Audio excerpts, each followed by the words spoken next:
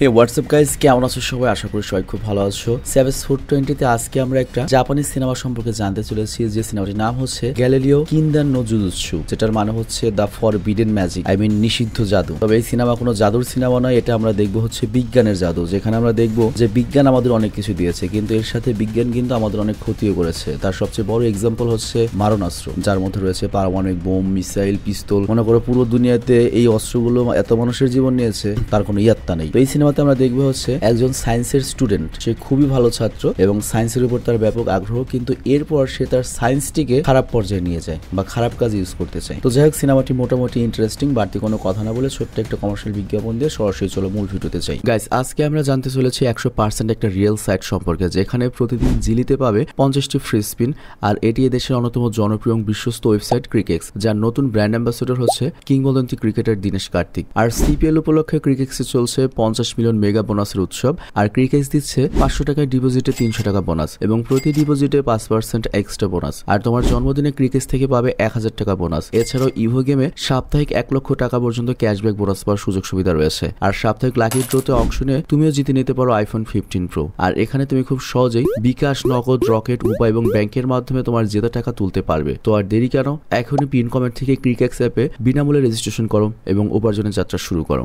শুভকামনা তোমাদের জন্য। তবে আমরা যে বিজ্ঞাপনে দিই না কেন, জেনে শুনে বুঝে সেখানে যাবে। তো বিজ্ঞাপন শেষে আমরা মূল ভিডিওতে চলে আসলাম। তো এই সিনেমা যখন শুরু হয় তখন আমাদের কোশিকে দেখানো হয়, যে আমাদের এই সিনেমার মেইন নায়ক, আর সে কলেজের সবচেয়ে ব্রিলিয়ান্ট একজন স্টুডেন্ট। আর তাদের বিজ্ঞানের প্রফেসর ইউকাওয়া হচ্ছে তার ইন্সপিরেশন। তো যাই হোক, ইউকাওয়া কিন্তু শুধুমাত্র একজন বিজ্ঞান টিচার নয়, সাথে তিনি ফিজিক্স এবং নামকরা একজন সায়েন্টিস্টও। তো যাই হোক, এরপর আমরা দেখি কোশি করে কি প্রফেসরের সাথে দেখা করতে যায়। আর এখানে উল্লেখ্য, কোশির বাবাও কিন্তু একজন নামকরা সায়েন্টিস্ট ছিলেন এবং সে গভর্নমেন্টের একজন বিজ্ঞানী ছিলেন আর কি। আর এখানে আরেকটা বিষয় উল্লেখ্য, কোশির বাবা এবং এই বিজ্ঞানী প্রফেসর ইউকাওয়া কিন্তু দুইজন বন্ধু ছিলেন। আর ইউকাওয়ার অনেক ফেভারিট একটা স্টুডেন্ট কিন্তু এই কোশি, যার কাছ থেকে তিনি অনেক বেশি কিছু এক্সপেক্ট করেন। তিনি মনে করেন বড় হয়ে কোশি সায়েন্সের ফিল্ডে অবশ্যই ভালো কিছু করে দেখাবে। তো যাই হোক, কোশি তখন স্যার ইউকাওয়াকে বলে, সায়েন্স তো মানব জাতির অনেক ক্ষতিও করেছে স্যার, হয়তো মানব জীবনের অনেক উন্নত করেছে, কিন্তু দেখবেন এই সায়েন্স একদিন মানব জাতির সবচেয়ে বড় ক্ষতির কারণ হবে, পুরো মানব জাতিও ধ্বংস করে দিতে পারে। তো তখন প্রফেসর ইউকাওয়া কোশির এই কথার সাথে সহমত প্রকাশ করে, কিন্তু ইউকাওয়া এটাও বলে, দেখো, একটা সত্যিকারের বিজ্ঞানী অবশ্যই বিজ্ঞান আর মানবতার মধ্যে সম্পর্কটা ভালো করে রাখবে এবং ভালো করে বুঝতে পারবে এবং সঠিক বিজ্ঞানের ইউজ করে মানব জাতির বিকাশ করাবে। আর এটা তোমার মতো ছেলেরাই করবে। মানে প্রফেসর ইউকাওয়ার কোশির উপর অনেক গর্ব আর কি, কিন্তু কোশি নিজেও যায় না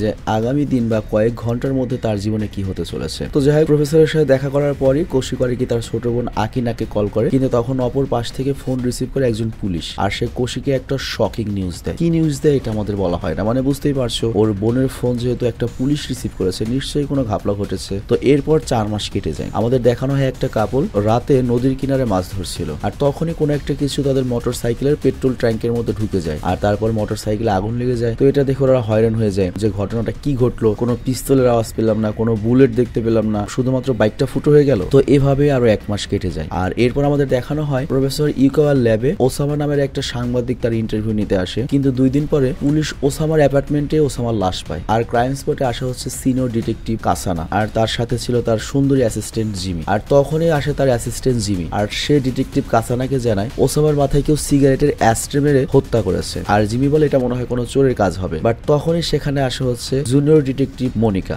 যে মারাত্মক সুন্দরী, ইন এ ওয়ার্ড কি বলবো। তো যাই হোক, সে কিন্তু শুধুমাত্র সুন্দরী নয়, নর্মালি সুন্দরী মেয়েদের বুদ্ধি থাকে হাঁটুর নিচে, কিন্তু এই মেয়েটার বুদ্ধি মনে করে কি বলবো, এই মেয়েটার মুখ আর পা বাদে বাকি সব জায়গায় খালি মগজ। তো যাই হোক, খুব চালাক মেয়ে বলা হয়েছে আমাদের ওকে। আর মনিকা বলে, না, আমার তো মনে হচ্ছে না এটা কোনো চোর করেছে, আমার তো মনে হচ্ছে এটা এমন একজনের কাজ যে ওসামাকে খুব ভালোভাবে চিনত, খুব ভালো সম্পর্কই ছিল, আর মার্ডার করার পরে সেই চুরির নাটকটা সাজিয়েছে যেন তার উপর কেউ সন্দেহ না করে। আর তখন সিনিয়র ডিটেকটিভ কাসানা সুন্দরী জুনিয়র ডিটেকটিভকে বলে, প্রমাণ না পেয়ে কোনো কিছু ধারণা করা ঠিক নয়, ঠিক আছে, মানে ওনার ইজ্জতে লাগছে আর কি। তো এরপর কাসানা ড্রয়ার থেকে একটা এসডি কার্ড খুঁজে পায়, মেমোরি কার্ড, আর সেখানে একটা ওয়্যার হাউসের ভিডিও ক্লিপ ছিল। ওয়্যার হাউস মানে হচ্ছে গুদাম টুদাম আর কি। আর ওই ভিডিওতে দেখা যায় যে ওয়্যার হাউসের দেয়ালকে টার্গেট করে অদ্ভুত একটা জিনিস দিয়ে শুট করা হয়েছে, যেটা শুটের কোনো শব্দ নেই, বাট জায়গা ঠিকই ধ্বংস করে। আর এরপর পুলিশ জানতে পারে যে ওসামা রিসেন্টলি জাপান সরকারের নেওয়া উদ্যোগ সুপার টেকনো পুলিশ প্রজেক্টের উপর রিপোর্ট লিখেছিল, মানে ওটার বিরুদ্ধে লিখেছিল। তো মূলত জাপানের সরকার যেটা করতে যাচ্ছে, তারা সুপার টেকনো পুলিশ সায়েন্সের এমন একটা প্ল্যান ছোট একটা মফস্বল সুরাহা শহরে তৈরি করার চিন্তা ভাবনা করছিল,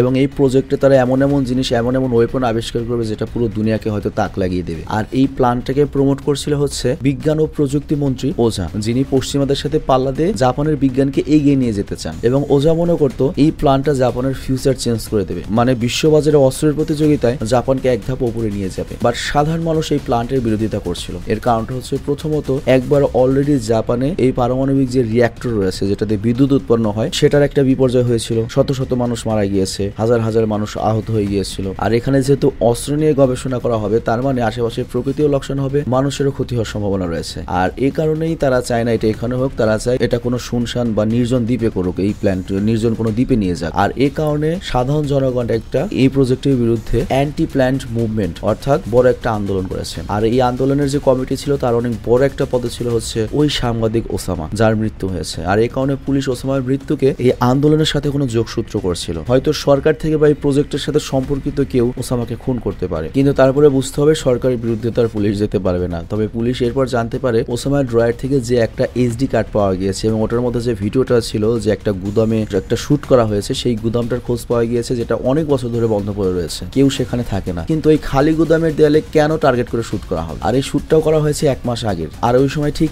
একইভাবে একটা মোটরসাইকেলে আগুন লেগে গিয়েছিল যেটার পেট্রোল ট্যাঙ্কের মধ্যে একটা গর্ত পাওয়া গিয়েছে, বাট না পাওয়া গেছে সেখানে কোনো বুলেট, না পাওয়া গেছে এই অস্ত্রটা শুট করার কোনো শব্দ। আর তখন সিনিয়র ডিটেকটিভ বড় গোয়েন্দা কাসানা চিন্তা করে সে প্রফেসর ইউকাওয়ার সাহায্য নেবে, আমাদের নায়কের আইডল বিজ্ঞানী। তো যাই হোক, এই জন্য সে করে কি আমাদের সুন্দরী মনিকাকে সাথে নিয়ে যায় হচ্ছে ইউকাওয়ার ল্যাবে। আর ইউকাওয়ার অ্যাসিস্ট্যান্ট যার নাম হচ্ছে বুশি, একটা জোকার চরিত্র, সে ওদের দেখে খুব একটা খুশি হয় না। আর এরপর কাসানা করে কি ইউকাওয়াকে ওসামার ড্রয়ার থেকে যে ফুটেজটা পাওয়া গিয়েছে, যে মেমোরি কার্ডের যে ফুটেজটা ছিল সেটা দেখায় এবং বলে যে এটা কি ধরনের অস্ত্র দিয়ে শুট করা হতে পারে, আপনি তো একটা অনেক বড় বিজ্ঞানী, আপনি কি আমাকে বলবেন যে কোন অস্ত্র দিয়ে এটা করা হতে পারে? কিন্তু প্রফেসর ইউকাওয়া যখন এই দৃশ্যটা দেখে সে পুরো শকড হয়ে যায়। আর এরপর আমাদের সুন্দরী ডিটেকটিভ মনিকা বলে এখানে ওই ফায়ার হোলের আশেপাশে কোনো বুলেট পাওয়া যায়নি, কি দিয়ে আঘাত করলো? আর সিনিয়র ডিটেকটিভ জিজ্ঞাসা করে এটা কি কোনো লেজার ফায়ার করা হয়েছে? লেজার ফায়ার তো মানে বুঝে ওই যে আলোর যে অস্ত্রগুলো রয়েছে। তো এটা শোনার পরে প্রফেসর ইউকাওয়া বলে না, লেজার ফায়ার দিয়ে এত বড় গর্ত করা সম্ভব নয়, এত ক্ষতি করতে পারবে না। তো এটা শুনে ডিটেকটিভ কাসানা আরো কনফিউজড হয়ে যায়, বলে তাহলে এটা কিভাবে করতে পারে, কিভাবে হতে পারে? যে দেয়ালে তো অনেক বড় একটা ক্ষতি হয়েছে, কিন্তু একটা ছোট গর্ত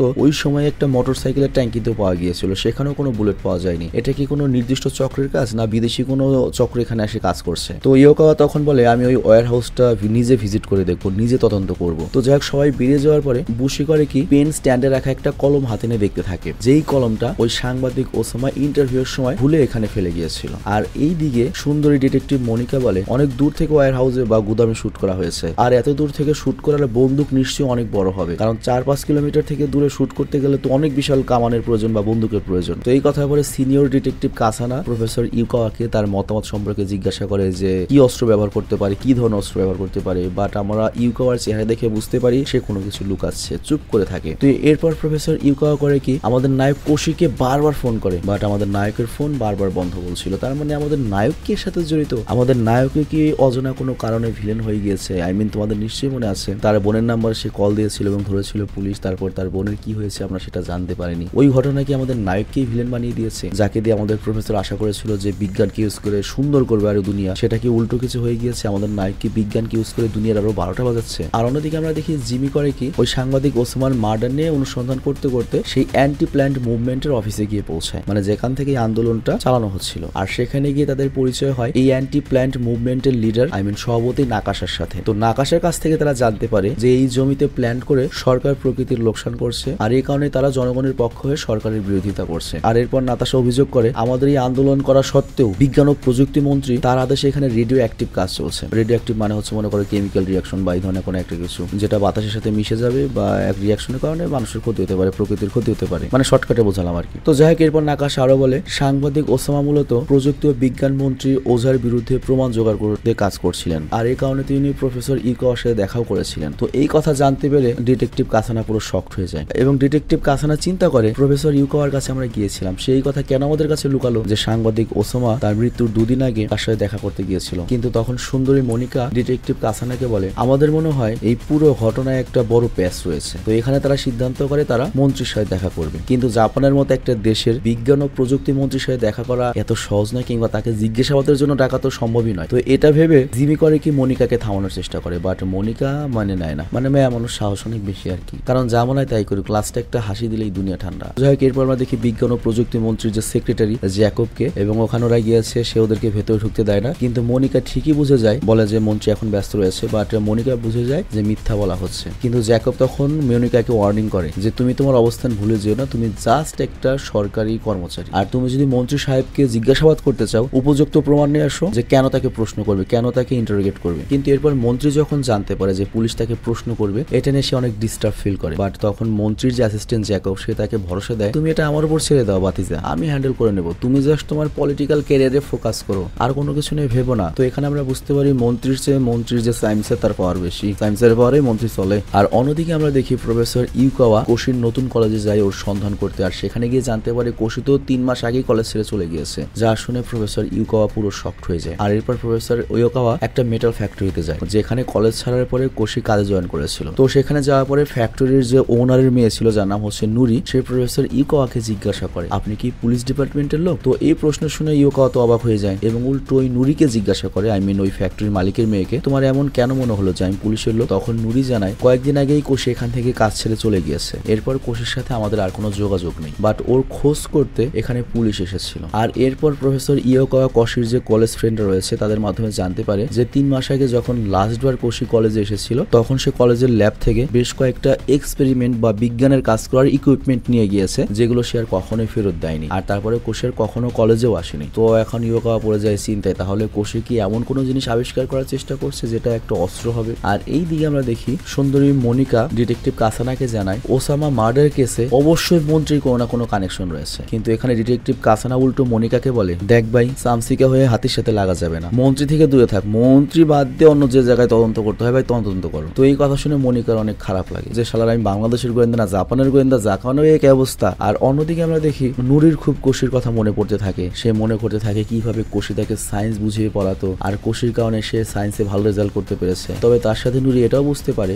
যে অবশ্যই কোশির মনে একটা দুঃখ রয়েছে যেটা সে আমাকে বলেনি, লুকিয়ে গিয়েছে, আর এই জন্যই তার সবসময় মন খারাপ থাকে। তো এখানে আমরা বুঝতে পারি হয়তো ফ্যাক্টরিওয়ালার মেয়ের সাথে ফ্যাক্টরিওয়ালার মেয়ে হয়তো আমাদের নায়ক কোশিকে পছন্দ করে। আর এই দিকে আমরা দেখি আমাদের সুন্দরী গোয়েন্দা সে নিজেও তদন্ত করতে করতে কোশির সেই ফ্যাক্টরি পর্যন্ত পৌঁছায়, আর সেখানে ফ্যাক্টরির ওয়ার্কারদের কাছ থেকে জানতে পারে যে একদিন ওসামা কোশির সাথে দেখা করতে এসেছিল এখানেই। আর ওই ওসামার কাছ থেকে এই ফ্যাক্টরির ওয়ার্কাররা জানতে পেরেছিল যে কোশির ভাগ্যটা এতই খারাপ যে সে তার বাবা মা বোন 3 জনকে হারিয়ে ফেলেছে, এবং তারা জানায় 3 মাস আগে নাকি কোশির বোন মারা যায় অসুস্থতার জনিত কারণে। আর এরপরেই কোশি কলেজ ছেড়ে দেয় এবং এখানে সে চাকরি নেয়। আর ওসামার মৃত্যুর 2 দিন পরে কোশি ফ্যাক্টরির চাকরিও ছেড়ে দিয়েছে। কিন্তু ওখানে ওই ফ্যাক্টরির লোকরা বলে যে কোশি আর ওসামাকে কোন একটা বিষয় নিয়ে আমরা কথা কাটাকাটি করতে দেখেছিলাম। আর কোশির সাথে কথা বলে আমরা যেটা বুঝতে পেরেছি যে কোশি বিজ্ঞান এবং প্রফেসর ইউকাওয়ার অনেক বড় ভক্ত ছিল। তো এগুলো জানার পরে ডিটেকটিভ কাসানা আবারও যায় হচ্ছে প্রফেসর ইউকাওয়ার কাছে কোশির ব্যাপারে জিজ্ঞাসা করার জন্য। তো এখানে প্রফেসর ইউকাওয়া কিন্তু ডিটেকটিভ কাসানার কোনো উত্তরই দেয় না।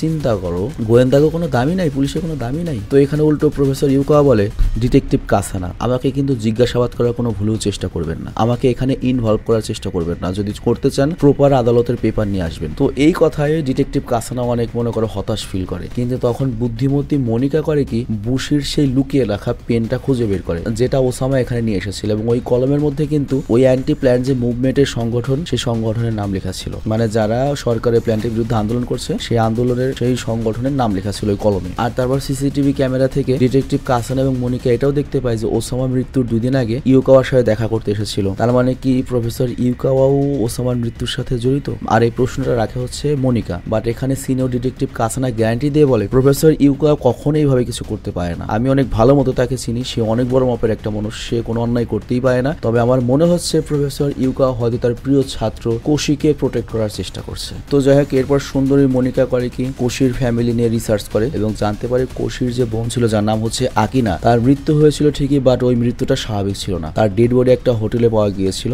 আর আকিনার মৃত্যু হয়েছিল হচ্ছে হ্যালোপিয়ান টিপ ফুটে, আকিনার পেটে বাচ্চা ছিল। কিন্তু আকিনা কিভাবে প্রেগনেন্ট হয়েছিল, কার মাধ্যমে প্রেগনেন্ট হয়েছিল, এটা আজ পর্যন্ত জানা যায়নি। তবে যতদূর জানা যায় আকিনা একজন রাজনৈতিক সাংবাদিক ছিলেন, রাজনীতি নিয়ে সাংবাদিকতা করতেন, এবং সেও সরকারের ওই প্রজেক্টের বিরুদ্ধে রিপোর্ট করেছিল। তো এরপর মনিকা করে কি সেই হোটেলে পৌঁছায় যেখানে আকিনার লাশ পাওয়া গিয়েছিল। তো ওই হোটেলের ওয়েটার যে ছিল সে তখন জানায়, আমরা যখন এই রুমে আসি তখন আমরা 2টা ওয়াইনের গ্লাস দেখেছিলাম, কিন্তু ওই ওয়াইনের গ্লাস থেকে কোনো ফিঙ্গারপ্রিন্ট পাওয়া যায়নি। হতে পারে আকিনার সাথে দেখা করার জন্য কারো আসার কথা ছিল, হয়তো সে আসেনি, কিংবা এসে আবার লুকিয়ে চলে গিয়েছে ওয়াইন না খেয়ে। কিন্তু এখানে মনিকার মনে প্রশ্ন আসে, আকিনার এই অবস্থা দেখে অ্যাম্বুলেন্স না ডেকে সেই লোকটা পালিয়ে গেল কেন? তাহলে কি সে তার নিজের আইডেন্টিটি লুকাতে চেয়েছিল যে আকিনার সাথে তার সম্পর্ক রয়েছে? কি হতে পারে সেই ব্যক্তি? তো এরপর মনিকা করে কি হোটেলের ম্যানেজারকে ওসামার ছবি দেখায়। ম্যানেজার তখন বলে, এই লোকটি তো আকিনার সাথে দেখা করতে এসেছিল, তবে সেই দিন নয় যেদিন আকিনার মৃত্যু হয়েছে। মানে সাংবাদিক ওসামাও কিন্তু আমাদের নায়ক কোশির বোনের সাথে পরিচিত ছিল, সে ওই হোটেলে আসতো, বাট সেই দিন আসেনি যেদিন আকিনার বা আমাদের নায়কের বোনের মৃত্যু হয়েছে। তো এর মানে ওসামা খুনি ছিল না। আর অন্যদিকে সিনিয়র ডিটেকটিভ কাসানা কোশির পুরনো স্কুলে যায়, আর সেখানে কোশির স্কুল টিচার থেকে জানতে পারে কোশি অনেক আগে একটা রিসার্চ ক্লাব গঠন করেছিল, আর ওই ক্লাব গঠনে বিজ্ঞানী প্রফেসর ইয়োকাওয়া তাকে অনেক সাহায্য করেছিল, কারণ কোশি প্রফেসর ইয়োকাওয়ার মতো অনেক ব্রিলিয়ান্ট ছিলেন এবং তাদের দুজনে অনেক ভালো বন্ডিং ছিল। আর কোশির কাছে অনেক ভালো একটা পরিবার ছিল, বিশেষ করে বিজ্ঞানী ইয়োকাওয়া কোশি এবং আকিনার কাছে একটা পরিবারের মতো ছিল। এবং আকিনা সবসময় চাইতো তার ছোট ভাই তার বাবার মতো অনেক বড় একটা সায়েন্টিস্ট হবে, আর তার বাবা সবসময় একটা কথাই বলতো যে সায়েন্সকে কন্ট্রোল করতে পারবে সে পুরো দুনিয়া কন্ট্রোল করতে পারবে, আই মিন যে বিজ্ঞানকে কন্ট্রোল করতে পারবে সে পুরো দুনিয়াকে কন্ট্রোল করতে পারবে। এরপর রাতে ডিটেকটিভ কাসানা করে কি প্রফেসর ইয়োকাওয়ার সাথে দেখা করতে তার ল্যাবে যায়। তো ডিটেকটিভ কাসানা প্রফেসর ইয়োকাওয়াকে বলে, আপনার মনের মধ্যে যা আছে আমাকে খুলে বলুন, কোনো সমস্যা নেই। তখন প্রফেসর ইয়োকাওয়া বলা শুরু করে, আমার প্রিয় ছাত্র কোশি খুব ভয়ানক কিছু করার চিন্তায় রয়েছে, আর আপনি যখন আমাকে ওসামার ওই ভিডিও ক্লিপটা দেখিয়েছেন তখন আমি বুঝতে পেরেছি এই অস্ত্রটা তৈরি করার পেছনে কোশি রয়েছে। আর ওই ওয়্যার হাউসের দেওয়ালে শুট করে গর্ত করার পেছনে যে বন্দুকটা ব্যবহার করা হয়েছে সেটা একটা ইলেকট্রোম্যাগনেটিক বন্দুক ছিল, আর এর পেছনের নীতিটা খুব সিম্পল। দুটো মেটালের রডের মধ্যে অন্য আরেকটা মেটালের টুকরা রেখে সেই রড দুটোকে দুই মুখী ইলেকট্রিক কারেন্ট দিলে মাঝখানে রাখা টুকরাটি হেভি ম্যাগনেটিক ফিল্ডের কারণে বুলেটের মতো সামনের দিকে ছুড়ে যাবে, এবং এটা ওই রডের মধ্যে থেকে বেরিয়ে মারাত্মক গতিবেগ নিয়ে কয়েক কিলোমিটার পর্যন্ত দূরে যেতে পারে, যার ফলে এটা অবৈধভাবে যে কোনো টার্গেটকে হিট করতে পারে। আর ওই ওয়্যার হাউসে আপনারা এই জন্যই কোনো বুলেট খুঁজে পান, এর কারণটা হচ্ছে সেখানে মেটালের বদলে সিরামিক ব্যবহার করা হয়েছিল, যা ওজন অনেক হালকা এবং আঘাতের পরই ঝুরঝুরে হয়ে ধ্বংস হয়ে যায়, কোনো প্রমাণ রাখে না। আর এরপর ইয়োকাওয়া বলে, ওসামা ইন্টারভিউ শেষে একটাই আমাকে প্রশ্ন করেছিল যে এই ধরনের বন্দুক তৈরি করে কি মানুষ মারা সম্ভব, আর আমি তখন তাকে বলেছিলাম ইলেকট্রিক ম্যাগনেটিক একটা প্র্যাকটিক্যাল বন্দুক নয়, এই ধরনের একটা বন্দুক তৈরি করতে অনেক ইকুইপমেন্টের প্রয়োজন এবং একটা বন্দুক প্রায় 100 কেজির কাছাকাছি হয়ে যাবে। তো এত বড় বন্দুক বহনও করা যাবে না এবং এটা যুদ্ধক্ষেত্রে কোনোভাবেই ব্যবহার করা যাবে না, মানে এটা কোনো প্র্যাকটিক্যাল ওয়েপন হবে না। বাট তখন ডিটেকটিভ কাসানা বলে, কিন্তু কোশি তো এই বন্দুক তৈরি করে ফেলেছে, তার মানে সে একটা কিছু করতে চলেছে। আর আমি যতদূর ওর পরিবার সম্পর্কে রিসার্চ করে পেয়েছি, হোটেলে ওর বোনের রহস্যজনক মৃত্যুটা ও সহজভাবে নিতে পারেনি এবং হতে পারে ও টার্গেট করতে পেরেছে যে কে ওর বোনকে ওই অসুস্থ অবস্থায় ফেলে গিয়েছে আর তাকে ও মারতে চাচ্ছে। আর হয়তো ওসামাও জেনে গিয়েছিল যে কোশি কাউকে মারতে যাচ্ছে, এই জন্য কোশি ওকেও মেরে ফেলেছে, মানে ওই সাংবাদিককে। বাট প্রফেসর ইয়োকাওয়া এটা মানতে রাজি নয় যে কোশি তার ছাত্র সায়েন্সের খারাপ ব্যবহার করে কাউকে মারতে পারে। বাট ডিটেকটিভ কাসানা তখন বলে, মাথায় যখন প্রতিশোধের নেশা আসে তখন আর কোনো মানুষেরই নীতিজ্ঞান থাকে না, পরিস্থিতি যে কোনো সময় মানুষকে পরিবর্তন করে দিতে পারে। বাট ডিটেকটিভ কাসানার এইসব কথা শুনে প্রফেসর ইয়োকাওয়া অনেক রেগে যায়, মানে সে তার প্রিয় ছাত্রের এই কথা নিতে পারছে না। আর সত্যি কথা, একটা টিচার তার প্রিয় ছাত্রকে কিন্তু অনেক ভালোবাসে সিরিয়াসলি। তো যাই হোক, এদিকে আমরা দেখি নুরির কাছে হঠাৎ করে কোশির ফোন আসে, আই মিন ওই মেটাল কোম্পানির মালিকের মেয়ের কাছে। আর নুরি তাকে জানায়, তোমাকে খুঁজতে পুলিশ এবং প্রফেসর ইয়োকাওয়া কিন্তু খুঁজতে এসেছিল, তো তোমার মাথায় যে প্ল্যানই থাকুক না কেন তুমি এগুলো ছেড়ে বেরিয়ে চলে আসো। আর এইদিকে আমরা দেখি প্রফেসর ইয়োকাওয়া গভীর চিন্তায় মগ্ন ছিল, আর তখনই তার সামনে তার অ্যাসিস্ট্যান্ট বুশি আসে এবং বলে, সেদিন ইন্টারভিউর সময় হঠাৎ করে সাংবাদিক ওসামার পেন নষ্ট হয়ে যায়, আর তারপর সে আমার কাছে একটা পেন চায়, কিন্তু তারপর আমি খেয়াল করি তার জ্যাকেটে আগে থেকে একটা কলম ছিল, তাহলে সে তার নিজের কলম ইউজ না করে আমাদের কাছে কেন কলমটা চাইলো। তো অ্যাসিস্ট্যান্ট বুশির কথা শুনে প্রফেসর ইয়োকাওয়া চিন্তায় পড়ে যায়, আর তারপর প্রফেসর ইয়োকাওয়া মনিকার সাহায্য নিয়ে ওসামার অ্যাপার্টমেন্ট দেখতে যায়, আর সেখানে গিয়ে সে পেন স্ট্যান্ডে সেই ধরনের কলম দেখতে পায়। বাট ভালো করে খেয়াল করে দেখতে পায় এটা কোনো কলম ছিল না, এটা ছিল একটা স্পাই রেকর্ডার, যেটা দিয়ে ভিডিও বা কথা রেকর্ড করা যেত। তো এরপর মনিকা করে কি সেই কলমটা এনে ডিটেকটিভ কাসানাকে দেয়, আর ওটার মধ্যে একটা পেন ড্রাইভ ছিল। তো ডিটেকটিভ কাসানা সেটা ল্যাপটপের সাথে কানেক্ট করে এবং এরপর ওখানে অনেকগুলো অডিও ফাইল খুঁজে পায়, এবং ওইখানে ওই অডিওটাও ছিল যখন সাংবাদিক ওসামাকে মার্ডার করা হয়েছিল।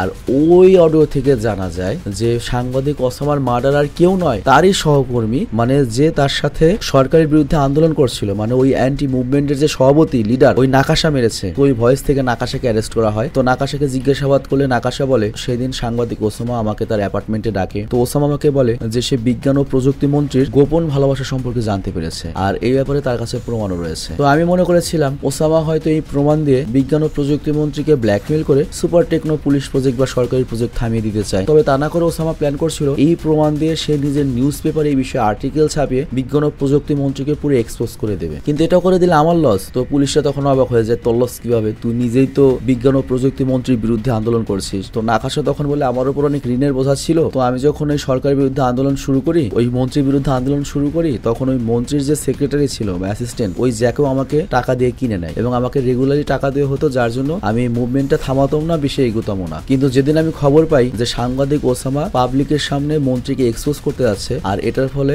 ওই মন্ত্রীর ক্যারিয়ার শেষ হয়ে যাবে, প্রজেক্টও বন্ধ হয়ে যাবে, আর ওই মন্ত্রী যদি শেষ হয়ে যায় তাহলে তো আমার টাকা কামানোর পথও বন্ধ হয়ে যাবে। তো এই জন্য আমি সেখানে পড়ে থাকা একটা অ্যাস্ট্রে দিয়ে ওকে মেরে ফেলেছি। ভাই সিরিয়াসলি চিন্তা করছো ব্যাপারটা কি? দুনিয়া এইভাবেই চলে, সব জায়গায়, পশ্চিম পূর্ব সব জায়গায় এমনিই চলে। টাকাই হচ্ছে মেন, কারো কোনো নীতি নাই। বিষয়টা বুঝিয়ে বলি, অনেককে দেখবে রাস্তায় যখন তোমার ওই যে কন্ট্রাক্টের কাজ শুরু হয়, রাস্তা কার্পেটিং হবে, এলাকার অনেক গণ্যমান্য মুরব্বী আসবে, রাস্তা থামিয়ে কাজ ভালো করতে বলবে, কিন্তু পরের দিনই দেখবে ঠান্ডা। কিভাবে ঠান্ডা হয়? ওই টাকা দিয়ে। তো যাই হোক, এরপর নাকাশ আরো বলে ওসামাকে মারার পরে সেই ল্যাপটপটা আমি বিজ্ঞান ও প্রযুক্তি মন্ত্রীর অ্যাসিস্ট্যান্টের কাছে পাঠিয়ে দেই, আর ওই ল্যাপটপের সকল প্রমাণ ছিল। আর ওখানে প্রমাণ হিসেবে হয়তো বিজ্ঞান ও প্রযুক্তি মন্ত্রী এবং যে মেয়ের সাথে তার সম্পর্ক ছিল, অবৈধ সম্পর্ক ছিল, তার হোয়াটসঅ্যাপ মেসেজিং ছিল, ভয়েস রেকর্ডিং ছিল। তো এই সবকিছু জানার পরে মনিকা এবং কাসানা করে কি ইউকাওয়াকে গিয়ে জানায়, আর তিনজনই বুঝে যায় যে ওজার যার সাথে সিক্রেট অ্যাফেয়ার ছিল, গোপন অ্যাফেয়ার ছিল, সে আর কেউ নয়, সে কোশির বোন আকিনা। আর বিজ্ঞান ও প্রযুক্তি মন্ত্রীর কারণেই সে প্রেগনেন্ট ছিল এবং সে ওই দিন হোটেল থেকে আকিনাকে অসুস্থ অবস্থায় রেখে পালিয়ে গিয়েছিল, যে কারণে আকিনার মৃত্যু হয়েছে। আর এই কথা শুনে তিনজনই রেগে যায়। আর তখন ডিটেকটিভ কাসানা আফসোস করে বলে, ইস, একটু আগে যদি ওই প্রমাণগুলো আমি হাতে পেতাম, শালার ওই মন্ত্রীকে আমি অ্যারেস্ট করে ইচ্ছা মতো রিমান্ডে নিয়ে পিটাতাম। আর এখনো আমি বুঝতে পারছি কোশি কেন ওই ইলেকট্রোম্যাগনেটিক বন্দুক বানিয়েছে, কারণ তার আসল টার্গেট হচ্ছে ওই ওজা, ওই বিজ্ঞান প্রযুক্তি মন্ত্রী। আর হতে পারে ওসামা কোশিকে হত্যা করা থেকে থামাতে চেয়েছিল। সে হয়তো ভেবেছিল যে আর্টিকেল ছাপানোর পরে বিজ্ঞান ও প্রযুক্তি মন্ত্রী এমনিতেই পাবলিকের সামনে এক্সপোজ হয়ে যাবে, কেরিয়ার শেষ হয়ে যাবে, কিন্তু কোশির মাথায় চেপেছিল তার বোনের খুনের বদলা। আর তাই কোশিকে থামাতে সাংবাদিক ওসামা হয়তো এগুলো দ্রুত পাবলিক করতে চেয়েছিল, যে তাড়াতাড়ি পাবলিক করে দিই, মন্ত্রী শেষ হয়ে যাক, কোশি যাতে মার্ডার না করে, কোশি যাতে খুনি না হয়। তো কোশিকে বাঁচাতে গিয়ে মূলত সাংবাদিক হয়তো মারা গিয়েছে। আর তখন প্রফেসর ইয়োকাওয়া বলে, সবই বুঝলাম, কিন্তু সাংবাদিক ওসামা কিভাবে জানবে যে কোশির বোনকে বিজ্ঞান ও প্রযুক্তি মন্ত্রী মেরেছে বা তার জন্য মারা গিয়েছে, বা ওর মাথায় বিজ্ঞান ও প্রযুক্তি মন্ত্রীকে মারার চিন্তা ভাবনা চলছে? আবার আরেকটা প্রশ্ন, আকিনার মোবাইলে যে হোয়াটসঅ্যাপ মেসেজগুলো ছিল বা প্রমাণগুলো ছিল, সেগুলো সাংবাদিক ওসামার কাছে কিভাবে পৌঁছলো? তো এর মানে কোশি আর ওসামার মাঝখানে আরো একজন কেউ রয়েছে, যে এই পুরো বিষয়টা ওদের সাথে কানেক্টেড করে দিয়েছে। এটা ওই মেটাল ফ্যাক্টরির মেয়ে নুরি হতে পারে, কারণ সে কোশির অনেক কাছাকাছি ছিল এবং সাংবাদিক ওসামার সাথেও হয়তো পরিচিত ছিল। আর হয়তো নুরিকে কোশি সব খুলে বলেছিল, আর সেই কথাগুলো ও সাংবাদিক ওসামাকে বলেছে যাতে কোশিকে আটকানো যায় খুন করা থেকে। তো এরপর প্রফেসর ইয়োকাওয়া আর মনিকা নুরির সাথে দেখা করতে যায়, আর ওরা নুরিকে ভালো মতো বলে, তুমি যদি চাও কোশি মার্ডার কেসের আসামি হয়ে ফাঁসিতে ঝুলুক, তাহলে চুপ থাকো, আর যদি ওকে বাঁচাতে চাও এখনো সময় রয়েছে। তো এই কথা বলে নুরি তাদেরকে জানায় যে কোশি ওকে ফোন করে জানিয়েছে যে এরপরে বিজ্ঞান ও প্রযুক্তি মন্ত্রী যখন পাথর কোম্পানির উদ্বোধনীতে যাবে তখন তাকে হত্যা করবে। আর এখানে নুরি মনিকাকে অনুরোধ করে জানায় তারা যেন কোশিকে বাঁচায়। আর এর সাথে এটাও বলে কোশি একটা অদ্ভুত ডিভাইস বানিয়েছে, আর সেই ডিভাইসটাই হয়তো সে ওই মন্ত্রীকে মারার জন্য ব্যবহার করবে। আর যেহেতু ওই মন্ত্রী তার বোনের মৃত্যুর কারণ ছিল, এই জন্য সে প্রতিশোধ নিতে চায়। আর সাংবাদিক ওসামাকে আমি অনেক আগে থেকেই চিনতাম, আমার বাবার সাথে তার ভালো সম্পর্ক ছিল, অনেক ভালো মানুষ তিনি, আর আমি তাকে সবকিছু জানিয়েছিলাম। আর আমি তাকে কোশির কাছে থাকা আকিনার মোবাইল চুরি করে সেই সব ফাইল দিয়েছিলাম, যার মধ্যে কোশির বোন এবং মন্ত্রীর কথোপকথন ছিল। আমি ভেবেছিলাম ওসামার মাধ্যমে যদি এই সবকিছু পাবলিকে এক্সপোজ করা যায়, তাহলে হয়তো কোশিকে এই হত্যা করা থেকে আটকানো যাবে। তো যাই হোক, প্রফেসর ইয়োকাওয়া খুব কষ্ট পায় যে তার প্রিয় ছাত্র তার কাছ থেকে সায়েন্স শিখে সেই সায়েন্সের নলেজকে কাউকে মার্ডারের জন্য ব্যবহার করবে। তারপরেও প্রফেসর ইয়োকাওয়া কোশিকে এতটাই ভালোবাসে যে তার খুব আস্থা যে কোশিকে সে এই খুনি হওয়ার চেয়ে আটকাতে পারবে। আর অন্যদিকে আমরা দেখি কোশি তার বন্দুকটাকে ফাইনাল টাচ দিচ্ছে, মানে আরো শক্তিশালী করছে। আর তখন তার বোন আকিনার কথা অনেক মনে পড়ে, আর আকিনার মৃত্যু তার জন্য অনেক বড় একটা ঝাটকা ছিল, আর এই মন্ত্রী হচ্ছে তার শেষ টার্গেট। তো যাই হোক, এরপর মন্ত্রী করে কি তার সকল ভাষণ শেষ করে কোশির বাবার কাছ থেকে চুরি করা সেই লাইনটি ব্যবহার করা শুরু করে। মানে কোশির বাবার যে লাইনটা, যে সায়েন্সকে যে কন্ট্রোল করতে পারবে সে পুরো দুনিয়া কন্ট্রোল করতে পারবে। কোশির মুখে এই কথা শুনে কোশি মনে করে ভেতরে খেপে যায় এবং বুঝতে পারে এই কথা হয়তো ও আমার বোন আকিনার কাছ থেকেই শুনেছিল।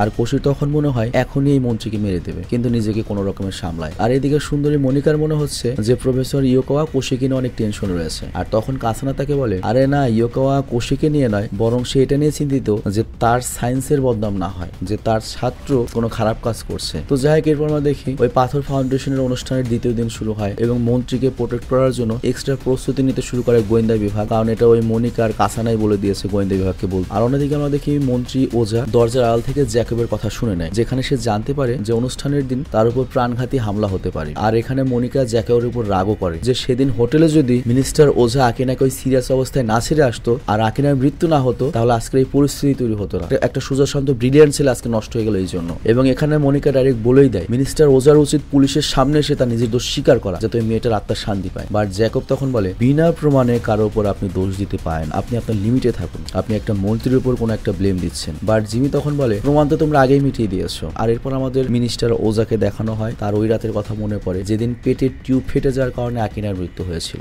আর সেখানে ওজা অ্যাম্বুলেন্স কল করার জন্য জ্যাকবকে কল দেয় যে অ্যাম্বুলেন্সে কল দাও, বাট জ্যাকব তখন তাকে আটকিয়ে দেয়। কারণ এটা যদি জানাজানি হয় তাহলে পুরো দুনিয়া জেনে যাবে যে জাপানের বিজ্ঞান ও প্রযুক্তি মিনিস্টার একটা সাংবাদিক মেয়ের সাথে হোটেলে রয়েছে এবং এটা আপনার পলিটিক্যাল ক্যারিয়ার শেষ করে দেবে। তো জ্যাকব তখন বুদ্ধি দেয় এখান থেকে পালান, আর এই জন্যই মিনিস্টার সেখান থেকে পালিয়ে এসেছিল। তো আজকে ওজা জ্যাকবকে জিজ্ঞাসা করে ওই সময় আমার আকিনাকে মৃত্যুর মুখে ছেড়ে আসা কি ঠিক হয়েছিল? জ্যাকব তখন বলে হ্যাঁ অবশ্যই ঠিক ছিল, আপনার মতো একটা পজিশনের লোকের জন্য অবশ্যই ঠিক ছিল। আর এইদিকে আমরা দেখি ডিটেকটিভ কাসানা ইয়োকাওয়াকে কল করে এবং বলে কালকে অনুষ্ঠানে আপনি আমার সাথে আসবেন। আর ইয়োকাওয়া এই দাওয়াতটা মেনে নেয় এবং বলে ঠিক আছে, এই ঝামেলা যদি মিটে যায়, যদি আমরা কোশিকে খুনি হওয়া থেকে বাঁচাতে পারি তাহলে আমি নিজ হাতে তোমাকে কফি বানিয়ে খাওয়াবো। তো এই কথা শুনে কাসানার মুখ মনে করো বাঁকা চাকা হয়ে যায়, কারণ ইয়োকাওয়া খুব বাজে কফি বানায়, বিজ্ঞানী ভালো হলেও কফিতে ভালো না। তো পরের দিন সেই লোকেশনে পুলিশ করে কি কোশির খোঁজ করতে আসে এবং অনুষ্ঠানের আশেপাশে সবকিছু তদন্ত করা হচ্ছিল, কিন্তু আমরা দেখতে পাই কোশি পাশে একটা পাহাড়ের মধ্যে ওর মাইক্রো গাড়ি নিয়ে পৌঁছে যায়, যার মধ্যে রয়েছে বিশাল ইলেকট্রো মাইক্রোগান। আর পাহাড় থেকে ওই অনুষ্ঠানটির জায়গা খুব পরিষ্কার দেখা যাচ্ছিল। আর এদিকে আমরা দেখি ওজা সেই পাথর ফাউন্ডেশনের জন্য বেরিয়ে পড়ে, আর ফাউন্ডেশনের সিরিমনির পরে ওকে একটা বেসবল স্টেডিয়ামে যেতে হবে একটা খেলার উদ্বোধন করতে। কিন্তু তখনই ওজার মনে বা মিনিস্টারের মনে তার প্রেমিকা আকিনার স্মৃতি তাজা হয়ে যায়। আর তার মনে পড়ে আকিনা বলেছিল এদেশে মারণাস্ত্রের চেয়ে মানব উন্নয়নের প্রকল্পের বেশি প্রয়োজন, কারণ মারণাস্ত্র তো ইচ্ছা করলে অন্য দেশ থেকে আনা যাবে, বা আমাদের দেশের যে মারণাস্ত্রের টেকনোলজি থাকবে সেটাকেও চুরি করে অন্যদের দিতে পারে, কিন্তু এই দেশের মানুষের উন্নয়নের জন্য যদি কিছু করা যায় সেটা দেশের কাজে লাগবে। বাট তখন বিজ্ঞান ও প্রযুক্তি মিনিস্টার বলেছিল টেকনোলজিতে জাপান দুনিয়াকে কন্ট্রোল করবে, আর এটাই আমার আশা। আর এই কথা বলে আকিনা বলেছিল ওর বাবার লাইনটি যে সায়েন্সকে কন্ট্রোল করতে পারবে সে পুরো দুনিয়াকে কন্ট্রোল করতে পারবে। আর এই কথাটি মিনিস্টার ওজা অনেক পছন্দ হয়েছিল। তো ওজার এই কল্পনার কথা আমরা বুঝতে পারি যে যাকে আমরা ভিলেন মনে করছি সে আসলে ডাইরেক্ট ভিলেন নয়, খুব ভালো মনের একটা মানুষ, জাস্ট ওর পজিশনের জন্য ফেসে গিয়েছে। তো আজকে ওজা ডাইরেক্ট তার অ্যাসিস্ট্যান্ট জ্যাকবকে বলে আমি মৃত্যুকে ভয় পাই না, আমাকে যদি কোশি মারে আমার কোনো আপত্তি নেই, কিন্তু সমস্যা একটাই আমার জন্য আকিনার জীবন গিয়েছে, কিন্তু আমাকে মেরে আবার ওর ভাইয়ের জীবন যাবে, আমি চাই না আমাকে মারার জন্য ওর ফাঁসিতে ঝুলতে হোক, কারণ আকিন ওর ভাইকে নিয়ে অনেক স্বপ্ন দেখতো। বাট জ্যাকব এখানে আবারও বলে আপনি একজন মিনিস্টার, আপনি একটা মন্ত্রী, জাপানের মন্ত্রী, আপনি সামনের অনুষ্ঠানে চিন্তা করুন, আর কোশি আপনার কিছুই করতে পারবে না, সেখানে অনেক সিকিউরিটি রয়েছে। তো যাই হোক এরপর ওজা করে কেউ অনুষ্ঠানের লোকেশনে পৌঁছায় আর ফাউন্ডেশনের জায়গায় রিচুয়াল করতে শুরু করে, আর ওজার হাতে সমস্ত রিচুয়ালও হয়, কিন্তু কোনো হামলা হয় না। বাট এরপর পুলিশ সেই গাড়িটা পায় যেটার মধ্যে ওই গানটা ছিল, কিন্তু তারা কোশিকে পায় না। আর তখন ডিটেকটিভ কাসানা আর প্রফেসর ইয়োকাওয়া সেই পিস্তলটা চেক করতে পৌঁছায়, আর এই বন্দুক দেখে ইয়োকাওয়া কাসানাকে বলে এটা তো নকল বন্দুক, এটা দিয়ে তো 10 ফুট দূরত্বের কিছু মারা যাবে না। আর তখনই আমরা কোশিকে একটা বড় বন্দুকের সাথে একটা বিল্ডিং এর টপ ফ্লোরে দেখি, আর ইয়োকাওয়া তখন ডিটেকটিভ কাসানাকে বলে দেখো কোশি আমাদের বোকা বানিয়েছে, কোশি ওজাকে এখানে নয় বরং অন্য কোথাও মারবে, আর এমন একটা জায়গায় মারবে যেখানে ওজা একা দাঁড়িয়ে থাকবে, কারণ ওজাকে মারার জন্য কোশি হয়তো আরেকজনের জীবন বিপদে ফেলতে চাচ্ছে না, আর ও ইচ্ছা করেই নুরির মাধ্যমে আমাদেরকে বোকা বানিয়েছে, আমাদের এখানে আটকে রেখে ওর কাজ ওদিকে করে নেবে। তো দ্রুত দেখো মন্ত্রী পরবর্তীতে কোথায় যাচ্ছে। তো এরপর জানা যায় মন্ত্রী যাবে হচ্ছে বেসবল স্টেডিয়ামে খেলা উদ্বোধন করতে, আর মন্ত্রী সেখানে বোলিং করবে একা। আর তখন প্রফেসর ইয়োকাওয়া ক্যালকুলেট করে যে স্টেডিয়ামে খেলার সময় ওজাকে শুট করার জন্য কত দূরে বন্দুক রাখা লাগতে পারে, মানে বন্দুকটা কত দূরে থাকতে পারে, কত দূর থেকে চেকিং দিতে হবে। তো ওরা স্টেডিয়ামের উদ্দেশ্যে বের হয়, কিন্তু মাঝ রাস্তায় হঠাৎ করে প্রফেসর ইয়োকাওয়া করে কি গাড়িটা থামিয়ে কাসানাকে বলে তুমি গিয়ে কোশিকে অ্যারেস্ট করো, আমি ওকে এই অবস্থায় দেখতে পারবো না। তো এরপর ইয়োকাওয়াকে ড্রপ করে কাসানার সামনের দিকে যেতে থাকে ওই পুলিশ, কিন্তু যখন একটু দূরে যায় তখনই কাসানার মনে হয় ইয়োকাওয়া আমাদের তো বোকা বানালো না, যেখানে ইয়োকাওয়া নামলো তার মানে ওখানের আশেপাশে কি বন্দুকটা লাগানো হয়েছে, আর ইয়োকাওয়া কি সরাসরি কোশির কাছে গেল। আর এইদিকে আমরা দেখি ওজা মাঠে নামে খেলার জন্য ওই মন্ত্রী, আর তখনই কোশি স্টেডিয়ামের ভেতরে ঢোকে, আর সেই গ্যালারিতে বসে তার ট্যাব বের করে যেটার সাথে ওই ইলেকট্রোম্যাগনেটিক বন্দুকের কানেকশন রয়েছে, মনে করে এই ট্যাবটা রিমোট। তো এরপর যখনই ওজি টিচারের পজিশন নেয় মানে বল করবে তখনই কোশি ওজাকে টার্গেট করে এবং বন্দুকটির লঞ্চ বাটনে চাপ দেয়, কিন্তু অদ্ভুত ব্যাপার গুলি বের হয় না, বন্দুকটা লঞ্চ হয় না। আর তখন কোশি বুঝতে পারে না সমস্যাটা কোথায়, বাট তখনই ওর ট্যাবে প্রফেসর ইয়োকাওয়ার কল আসে, আর ইয়োকাওয়া বলে আমি তোমাকে একটা কথা বলতে ভুলেই গিয়েছিলাম, এই ইলেকট্রোম্যাগনেটিক বন্দুক দিয়ে কোনো মানুষকে রিমোট দিয়ে শুট করা সম্ভব হবে না, ম্যানুয়ালি শুট করতে হবে, এখানে হাতের অনেক কেরেশমতির প্রয়োজন রয়েছে যেটা মেশিনে পারবে না। তো এখন বন্দুকের কন্ট্রোল আমার হাতে রয়েছে, তুমি বন্দুকটা অনেক সুন্দর করে বানিয়েছো, আর বন্দুকের ভেতরে যে বুলেটের ফর্মুলাটা সেটা অনেক সুন্দর করে বানিয়েছো এবং এটা পারফেক্টলি তোমার টার্গেটকে হিট করবে, বাট তোমার উদ্দেশ্য তো খারাপ। ওশি তখন বলে স্যার আমার কাছে আর কোনো অপশন নেই। আর তখন কাসানা আর মনিকাও প্রফেসর ইয়োকাওয়ার কাছে চলে আসে। তো প্রফেসর ইয়োকাওয়া তখন কোশিকে আবারও বলে তোমার আর আকিনার বাবা ইওস আর্মির রিকোয়েস্টে একটা ক্যাড মাইন তৈরি করেছিল যেটা আকার অনেক ছোট বাট অনেক ইফেক্টিভ, কিন্তু যুদ্ধ শেষ হওয়ার পরে আর আকারে ছোট হওয়ার কারণে সবগুলো ল্যান্ডমাইন আমরা বের করতে পারিনি এবং অনেক ছোট বাচ্চা তখন সেখানে আসে, ল্যান্ডমাইন ফেটে সেই বাচ্চাটা ছিন্ন ভিন্ন হয়ে যায়। আর তখন তোমার বাবা বুঝতে পারে সে কত বড় একটা ভুল করে ফেলেছে, আর তারপর উনি তার সারা জীবন লাগিয়েছেন যে কিভাবে ল্যান্ডমাইনকে ছোট ছোট ল্যান্ডমাইনকে ডিটেক্ট করে খুঁজে বের করা যায় এবং ধ্বংস করা যায়। আর উনি রিয়েলাইজ করেছিলেন যে মানুষ বিজ্ঞানকে কন্ট্রোল করতে পারবে সে না জানি জানি কত বড় ধ্বংসলীলাও করতে পারবে। আর এই ওয়ার্নিংটা তিনি পুরো দুনিয়াকে দিয়েছিলেন। বিজ্ঞান তৈরি হয়েছে মানুষকে এগিয়ে নেওয়ার জন্য, ধ্বংস করার জন্য নয়। আর তিনি এই অনুশোচনা থেকেই কিন্তু পরে সুইসাইড করেছিলেন। আর তোমার বোনও কিন্তু সাংবাদিকতা করে এই সাধারণ মানুষের ভালো চেয়েছেন। তো তোমার কি মনে হয়, তুমি যদি এইভাবে মিনিস্টারকে হত্যা করো বা মন্ত্রীকে হত্যা করো, পুরো দুনিয়া জানবে যে জাপানের মন্ত্রীকে মেরেছে অমুক বিজ্ঞানীর ছেলে, অমুক সাংবাদিকের ভাই আর অমুক বিজ্ঞানীর ছাত্র, তুমি কি মারবে? তোমাকে আমি এই জন্য সায়েন্স শিখাইনি যেটার ব্যবহার করে তুমি মানুষকে হত্যা করো। তবে হ্যাঁ, যেহেতু আমি তোমাকে এগুলো শিখিয়েছি, এটার দায়িত্ব কিছুটা আমারও। তুমি যদি চাও, এখনই মন্ত্রী আমার টার্গেট রয়েছে, আমি এখনই শেষ করে দেবো। তোমার হ্যানাতে মন্ত্রীর জীবন রয়েছে, তুমি জাস্ট বলো, একবার ইয়েস বলো। তো প্রফেসর ইউকাওয়ার এরকম কথা শুনে ডিটেকটিভ কাসানা তো পুরো শক হয়ে যায় এবং সে করে কি প্রফেসর ইউকাওয়ার উপর বন্দুক তাক করে। কিন্তু প্রফেসর ইউকাওয়া কারো কোনো পরোয়া করে না এবং বাটনের দিকে তাকিয়ে থাকে। কিন্তু ওই দিকে কোশি আর কোনো কথা বলে না। ও বুঝতে পারে অনেক বড় ভুল করে ফেলেছে। আর তারপর সে করে কি তার প্রিয় স্যার ইউকাওয়ার কাছে ক্ষমা চায় এবং বন্দুকটি ডিঅ্যাক্টিভেট করে দিতে বলে। আর ওইদিকে মন্ত্রী ওজারও নিজের ভুলের জন্য অনুতাপ হয় এবং সংবাদ সম্মেলন করে আকিনার মৃত্যুর দায় স্বীকার করে এবং নিজেকে পুলিশের দায়িত্বে দিয়ে দেয় এবং সরকারের ওই টেকনো প্রজেক্টও বন্ধ করা হয়। আর কোশিকেও কোনোভাবে বাঁচিয়ে নেওয়া হয়, কারণ ও তো কাউকে আর মার্ডার করেনি, কোনো কিছু করেনি। কোশি আবার পড়াশোনা শুরু করে আর নুরিও খুব খুশি তার প্রেমিক খুনি হয়নি। আর এদিকে প্রফেসর ইউকাওয়াকে আমেরিকা থেকে ডাকা হয় ওদের একটা প্রজেক্টের জন্য। কিন্তু একটা কথা ছিল, যদি কোশিকে বাঁচানো যায় তাহলে প্রফেসর ইউকাওয়া নিজের হাতে ডিটেকটিভ কাসানাকে কফি খাওয়াবে। তো যেহেতু প্রফেসর ইউকাওয়া নেই, এই কাজটা বুশিকে করতে হচ্ছে, তার অ্যাসিস্ট্যান্টকে। তো এখানে ডিটেকটিভ কাসানা আশা করেছিল হয়তো কফির সাথে একটু বেটার হবে, বাট না, সে ইউকাওয়ার মতোই কফি বানিয়েছে। আর এখানে এই সিনেমাটি শেষ হয়ে যায়। তো যাই হোক, সিনেমার কাহিনীটা একটু স্লো, বাট আমার মনে হয় অত খারাপও মনে হয় তোমার লাগেনি, কারণ এই সিনেমাতে দেখানো হয়েছে যে একটা সাধারণ বাচ্চা, সিরিয়াসলি তুমি চিন্তা করো, তোমার পরিবারের কেউ যদি মার্ডার হয় অনেক বড় মাপের একটা মানুষের হাতে, তুমি কি করবে? তুমি কি তখন তোমার জীবনের চিন্তা করবে? তোমার ফ্যামিলিতে কেউ বেঁচে নেই, লাস্ট পার্সন বড় লোক কারোর জন্য মারা গিয়েছে, নিজের জীবনে তখন চিন্তা থাকবে এ প্লাস পেয়েছো, গোল্ডেন এ প্লাস পেয়েছো, তো কি হয়েছে? লাইফেরিতে কোনো মায়া থাকবে না। তো কোশি ওইরকমই একটা কাজ করতে যাচ্ছিল। তবে সত্যি কথা বলতে এই সিনেমার এন্ডিংটা যত সুন্দর হয়েছে, বাস্তব লাইফে জীবনটা এত সুন্দর হয় না। এই উপমহাদেশে এসে রাজনীতিবিদ, পুলিশ, সাংবাদিক, তাদের জন্য যে কত কত পরিবার ধ্বংস হয়েছে, কত মানুষের জীবন শেষ হয়েছে, এটা হিসাবের বাইরে। তো যাই হোক, ভালো থেকে সুস্থ থেকো, টেক কেয়ার, বাবাই।